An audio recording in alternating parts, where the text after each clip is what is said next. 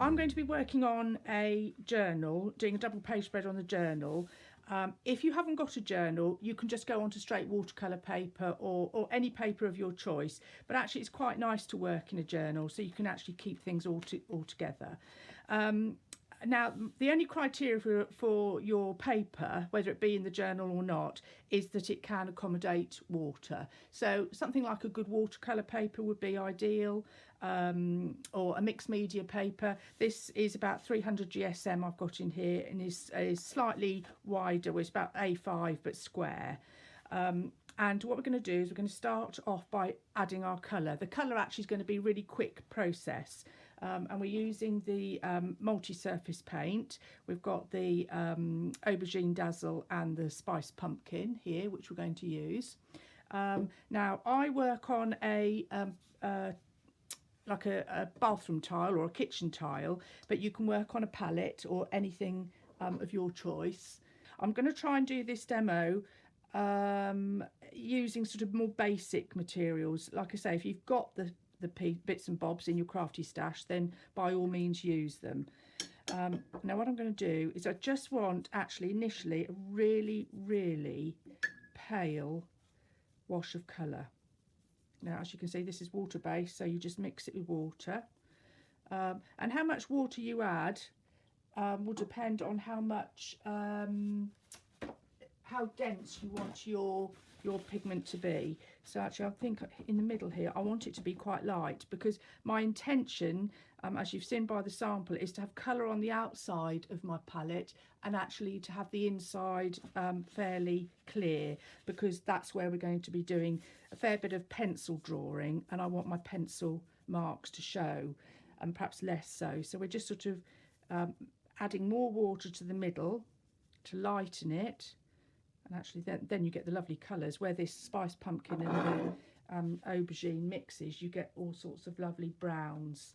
Now, I'm going to go down and place my book in. Now, what I'm very mindful of when I do my pieces is that I don't want the pigment to seep through to the next page. I try and keep my next pages clean. So when you're doing yours, a good thing to try and get into the habit of doing is to actually place a little bit of paper between the page you're going to work on and the page behind, so that it doesn't get marked. So I'm going to work on one at a time. I'm going to do this side, then I'm going to work on the other. Now what we do is turn it over, and we're going to place this right hand side down into the paint quite firmly. But I don't want it to go right to the centre, because as I said, I would really like it to be a bit plain. So this is what we've got, and I quite like that. And then what we can do is we can dry it off.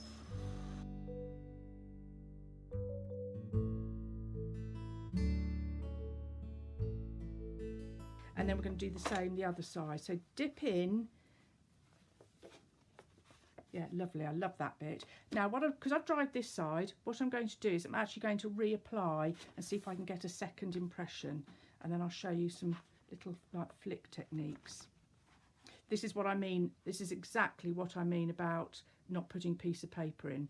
In fact, that looks quite nice. I don't mind it, but that is something to be mindful of. So if you don't want that, just pop your piece of paper in. Now, while this is still wet, because the one underneath bit I've dried off, the top bit we haven't dried off, just with a bit of water and in your fingers, doesn't have to be clean, just flick some water at your page,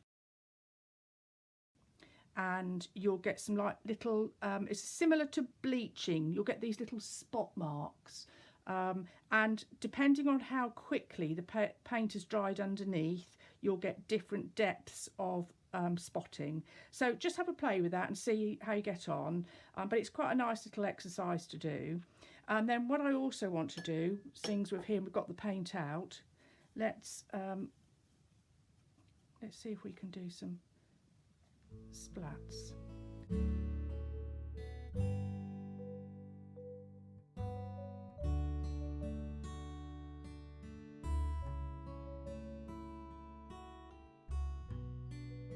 Now let's go back to our journal page. This is what we've got. And I don't know if you can see here, you can see the little spotting occurring here and here. Like I say, I would perhaps leave that a little bit longer, but let's just dry it off. This is one of my favourite ones. I'm going to work with Pigtastic, the duck, and I'm going to work with the donkey as well, the ass. So now when I start, what I tend to do, and you can do the same, just choose your main hero images and just sort of position them where you think you might like them to be. And I want to get 3 into this page. So as you can see, I'm not very good at cleaning my stamps up. If I had more time, I would be a bit more fastidious about it. But and we've got the donkey now, because I'm also thinking about that we're going to be putting some pencil work into here. We really need to consider what's going to go behind. So when you see this pig is sort of leaning on what might be a gate or a stable door, and this also, what I think I might do is try and make it look like they're both behind a piece of wood, and I want the duck to be in the foreground. So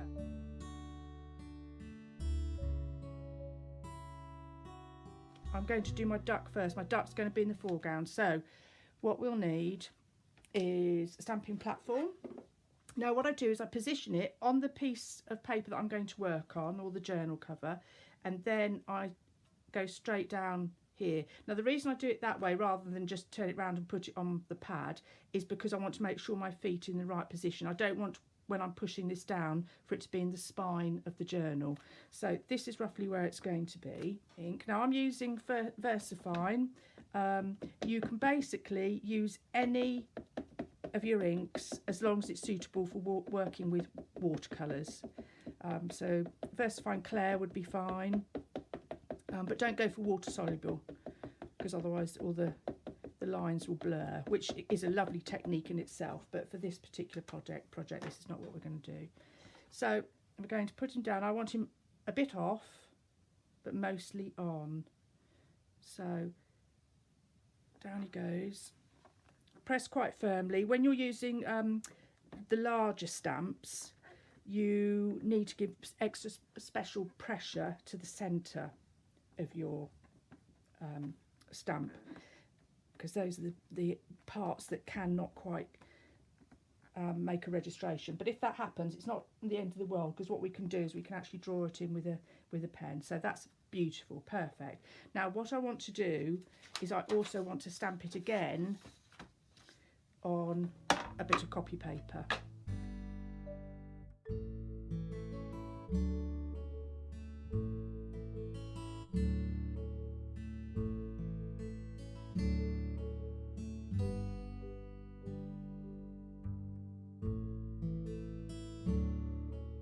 Here's my little duck that's going to sit over my first. Now I'm not worried about cutting that out because I know the pig's going to be over here. It's really more this area. So attach your mask somewhere so it doesn't move.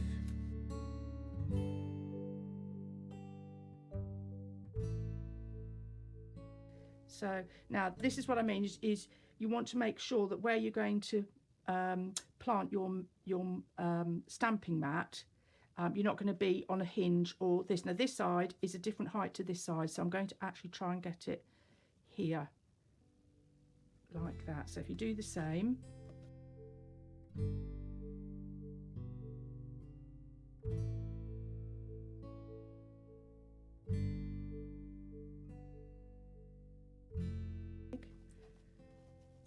And off comes the duck. And there you can see that his little arm is just going behind. This side, this is nice and solid because it's the back of the book. This side is not. So what you'll need to do is just with some old copy paper or something the right height. Copy paper's good because you can just take out what you don't need. Try and make this side the same level as that side so it's nice and flat. So if you do go across, you happen to do that, you've got the same plateau.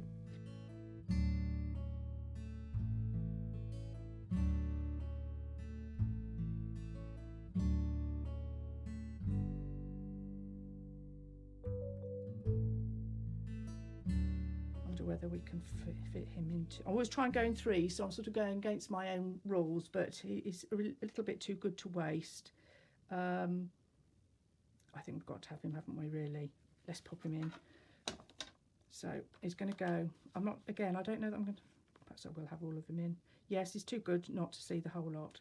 Let's pop him in. So again, I'm wanting to make sure that my feet, so that's where the position he is on my mat.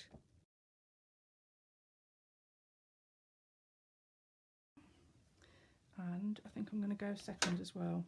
So we've got an odd number. Try not to go in even numbers. Composition wise, it just sort of seems to work a little bit better.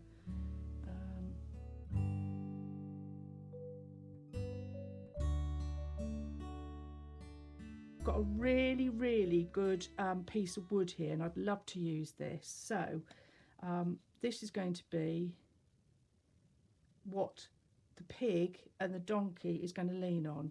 Now, rather than cut a whole mask out for my pig, and I don't want the wood to come across here, when we ink it up, we're not going to ink all of it up. We're going to ink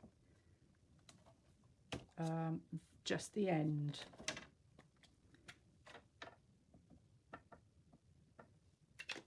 So we've got that. Brilliant. And then the rest of it I can sort of draw in the other way, and I'm going to turn it round and just put a little bit coming the other way. So can you see I'm trying to get the composition? So if you want to try and do the similar sort of thing, either ink up all of it and mask if you want to, or do what I'm doing, just ink part.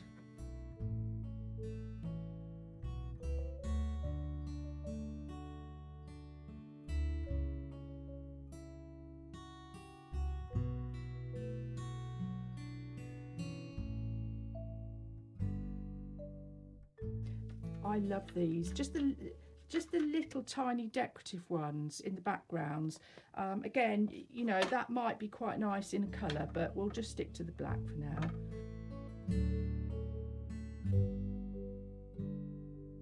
We'll just dry that off, dry your piece off, just purely so it doesn't smudge when we come to work on it. And we're going to use the same paints again. I'll get some clean water this time, and we're going to use it a bit like a watercolour. So we're going to get the pigment. Let's move this down so we can see. We're going to get the pigment with a brush and water and use it quite dilute, just like it was a watercolour. And that's the joy of these pigments, is that you can use them really neatly or really dilute. They're so versatile and are perfect on, if you've got them and you want to use them on your fabrics, you can do that too. So what I'm going to do is, rather than colour in the donkey and colour in the pig, which is what one normally does when you're colouring, I'm actually going to add pigment to the background. So if you want to try the same thing, I'm just going to go around the edge. So apply your paint, then rinse out your brush. So we've got a bit of clean water, it's not too wet, just damp, and then before this dries, you're just going to pull clean water into what you've just laid down and drag it out. You can add a bit more clean water so we haven't got a hard edge, and then you can keep doing that. And then you want to carry on doing that. So a little bit of pigment, not much, water. And what you can do, if you're unsure, just start with very dilute, really dilute, until you get your confidence, and then you can start adding a bit more pigment. So here I am adding the water and just drawing it out. A tissue in your hand is quite a good idea. So if you get too much pigment, just take off, or too much water, take it off and then draw it out. I also want it to look like, as I said before, that the animals are behind. So I need to add some of this dark behind my top rail. So we're going to go like this. and the back of the duck.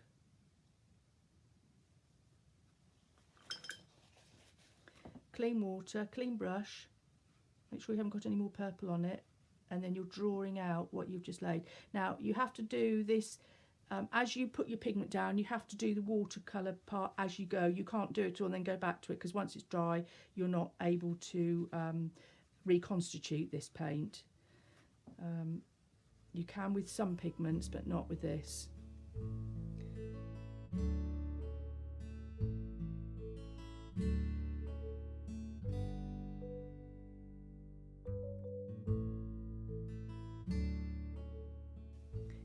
You kind of make decisions, as you go. I don't know if you saw what I did there. I accidentally put a bit of paint on the beak, just washed it quickly away with my finger, and you can get rid of it. If you leave it to dry, you can't do that. So clean water again and draw it out. So at this stage you should be similar to me, where you've getting some shading onto your journal page. Okay, now I want again to throw the duck forward, so we'll put a little bit of the purple behind the duck.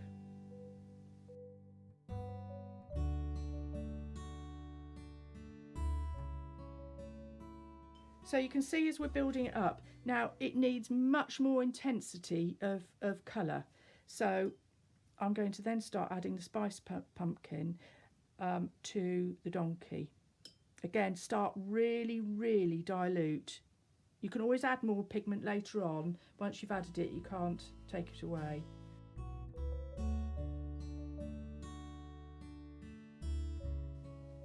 Now if you've got a really good paintbrush, your paintbrush should be at this size is actually perfect. This is a Daily Rowney size. I think that was either a 9 or a 6. 9 I think. And it's big enough to do washes, but actually it's got a really good point, so you can do fine stuff as well. And that is really key to a good brush. You don't need a shed load of brushes, you just need 1 or 2 really good ones. Right, now what I want to do is I want to start putting some real intensity into our ducks here. So I'm using less water. So where you want stronger colour, you still need to dilute it, but not so much. I'm using it more sort of towards neat.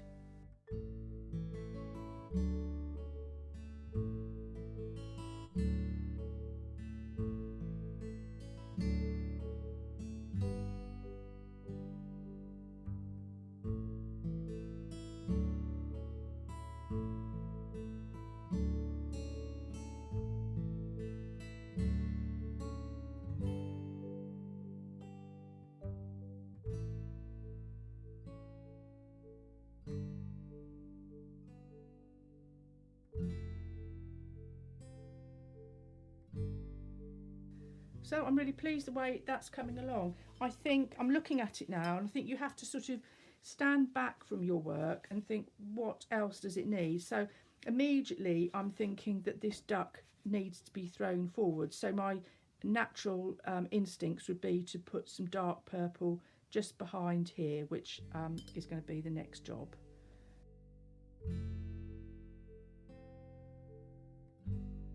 And then a different technique is we're going to apply pigment, but we're not going to add water to feather it out. So what I want to do is mix up the depth of pigment that I want, and I want to suggest this woodwork. So I'm not going to use the feathering, so I'm going to do this sort of technique where you apply your paint and then don't worry about whether there's a hard edge to it.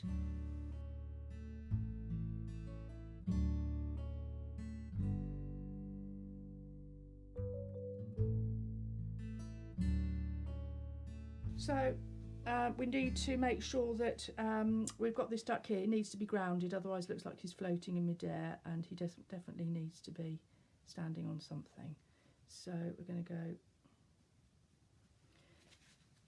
and I think the pig, looking at the pig, needs to have a little bit of yellow. Get a little bit more. We'll start with a bit. Go slowly. Oh yeah, yes, perfect. Now I've gone over, I'm just using my tissue, just lift it off.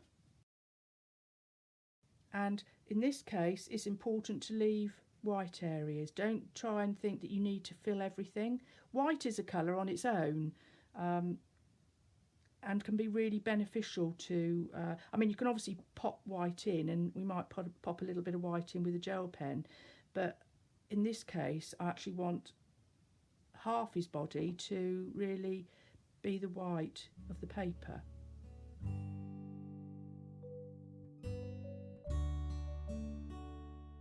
So here I've got an H and a 4B. I think I had a 2B somewhere, but never mind. We can make do with these two. So I've got, you know, a middle one, an H or an HB, and a softer one.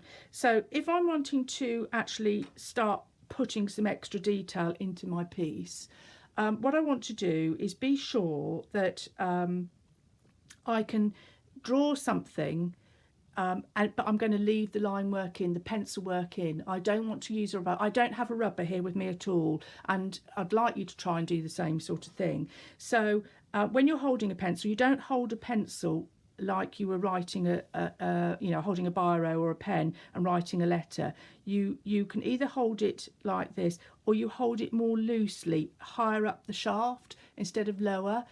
And if you do that, you have actually more control of your pencil. So just give it a try.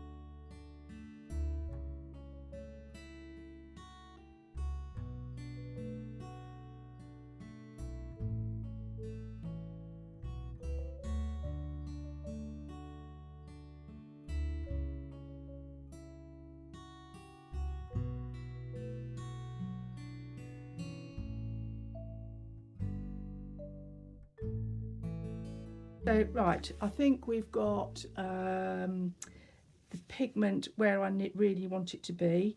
Now next thing I want to do is I'm going to add some of the gold sparkle. Now the gold sparkle, again, we use it on paper crafts and everything, but you can use it on fabrics too, so it's, you know, multi-surface. And what you need to do with your sparkle, if you use it neat straight from the pot, you lose any colour that's underneath it because it sort of blocks it out. It's so intense with glitter. So what we do is we tend to dilute it quite a lot so that you have the glitter is sort of peppered on top of your colour and you can see it coming through. So we've got to work out where we want to put it, and I think I want to put it on here. Now it goes on, it sort of goes on like this dirty khaki colour and looks rather ghastly, but the binder dries clear and you're left with pure sparkle sitting on the top. Now historically camera work does not pick up sparkle, so you'll have to sort of just trust me that it really does. It's so sparkly.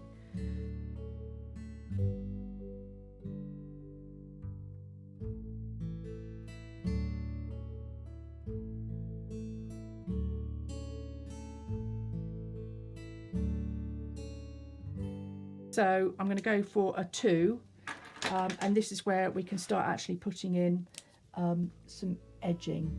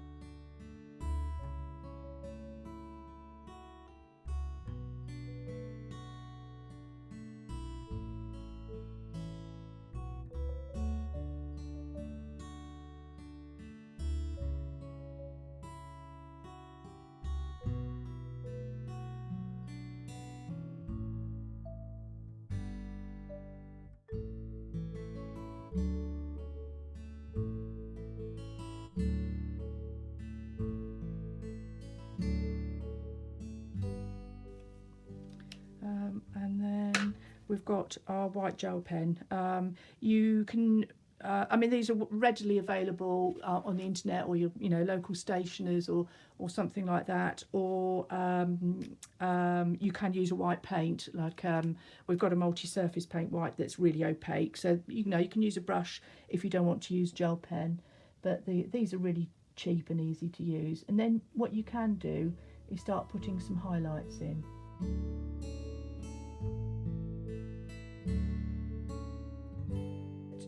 You have to imagine that the sun is in the top left hand corner and shining a light across your work, and wherever that sun hits is where you add your white. So if you're not sure, just imagine the sun is somewhere. It doesn't have to be top left, but just imagine it's there and think, right, okay, well that means the light's going to hit its nostrils here, and so on.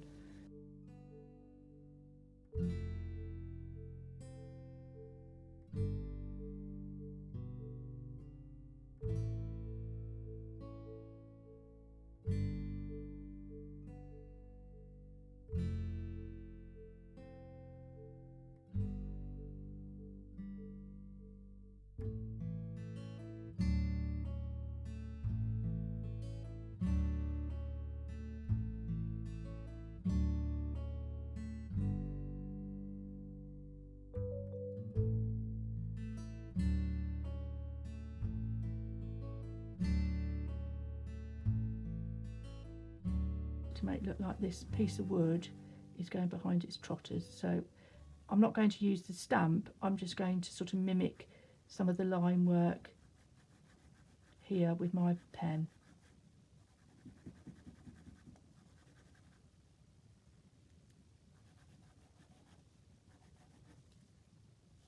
So I think we might be there.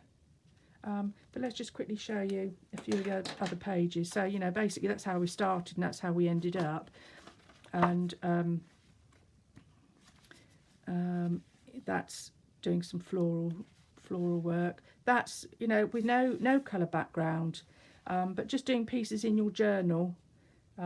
I love this one. That's really pretty. I don't know whether to put some sentiments on the other side or not, but this is a really good example of pencil work. Again, same colour scheme, similar sort of to what we've done here with the pencil, and putting lots of shading in. It's such an effective technique, again, with the pencil. And, you know, writing, you can put your own messages in. Again, with this, actually, I don't think it's had pencil, it's just got pen work. Again, pencil work behind getting the shading, but you get the idea of what you can be achieving in your creative journal. But I hope that's given you some good ideas, and I look forward to seeing what you've done. If you share all your artwork on Facebook and stuff, we would love to see it. And thanks for watching. Bye.